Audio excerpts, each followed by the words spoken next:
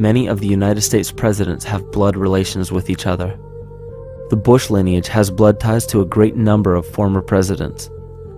George Washington, Millard Fillmore, Franklin Pierce, Abraham Lincoln, Ulysses Grant, Rutherford Hayes, James Garfield, Grover Cleveland, Teddy Roosevelt, William Taft, Calvin Coolidge, Herbert Hoover, Franklin Roosevelt, Richard Nixon, and Gerald Ford.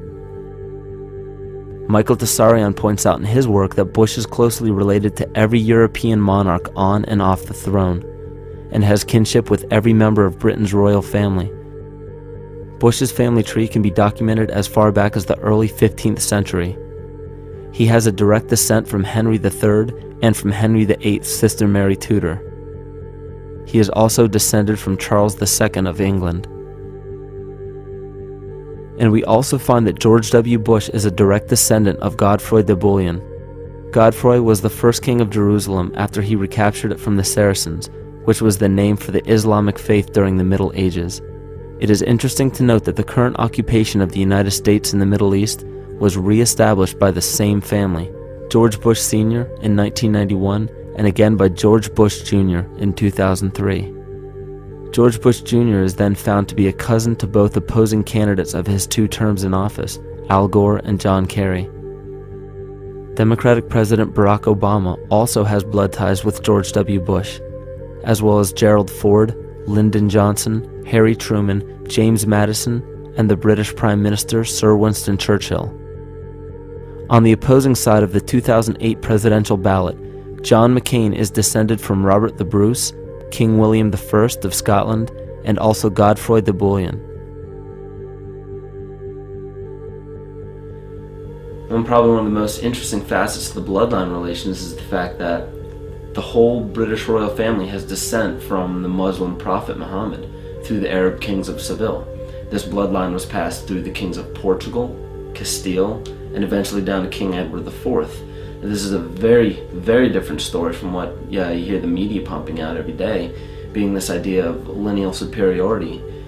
It's completely debunked according to the foremost authority of aristocratic lineage, Burke's Peerage. And this just goes to show that there's the true story, and then there's the manufactured illusion, the front that's given to the public.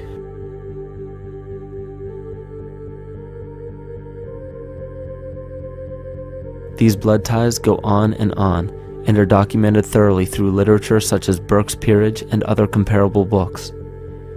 The point of all of this is that we find not just the same people, but the same intent within the people who have held high positions of monarchy, dynasty, aristocracy, and democracy in the past and present, and they are all related by a physical and symbolic link. This bloodline carries the symbol of our illness.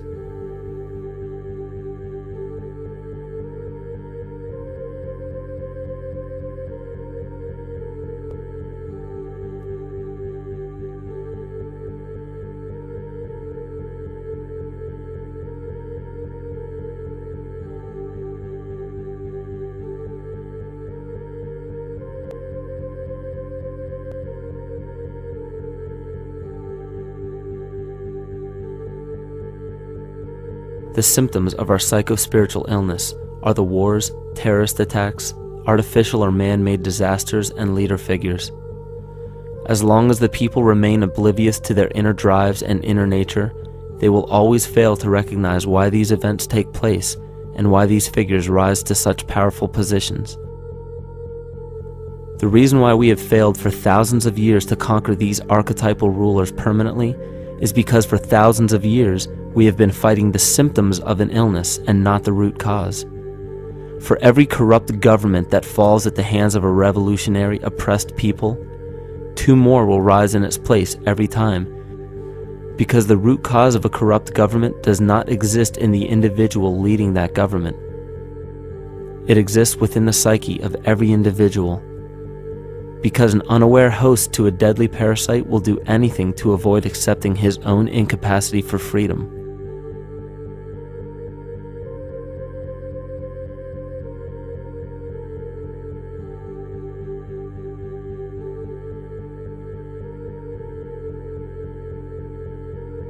We are so bereft of sanity in this world that those few who simply stop projecting onto others and begin facing their own demons are seen as neurotic.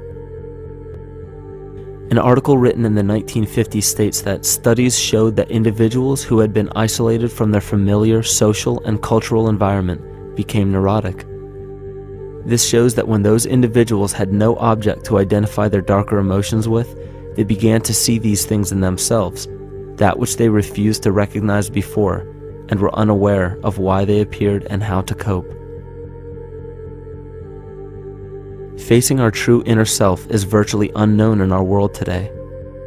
This is why no matter how many civilizations rise and fall, it is our collective consciousness that creates our governing apparatus, not individual people.